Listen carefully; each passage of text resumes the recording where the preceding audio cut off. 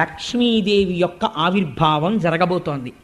అమ్మవారు క్షీరసాగర మదనంలో పుట్టినప్పుడు ఒక గమ్మత్తు చేసింది. శుక్రవారం పంచమి నాడు పుట్టింది. ఇప్పటికీ పద్మావతి అమ్మవారు కూడా శుక్రవారం పంచమి. అందుకే అమ్మవారికి ఈ మాసాలలోనే ఫిబ్రవరి మార్చిల్లోనే పాల్గొన మాసంలో ఒక గమ్మత్తు చేస్తారు. పద్మావతి తిరుచానూరులో ఏమిటో తెలుసా అండి, సుమంగళి పూజ అని ఒక పూజ ఉంది. పసుపు కుంకాలున్న ఆడవాళ్ళందరూ ఆ రోజున పసుపు తాళ్ళు, నల్లపూసలు, గాజులు, పువ్వులు, పసుపు కుంకం పట్టుకెళ్ళి అమ్మవారికి ఇస్తారు.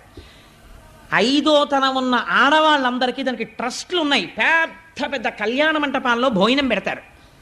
వాళ్ళందరితో కలిసి లక్ష్మీదేవి వచ్చి కూర్చుని భోజనం చేస్తుంది. ఇప్పటికీ ప్రతి ఏడాది ఇప్పటికీ మనకి తిరుచానూరులో జరుగుతుంది.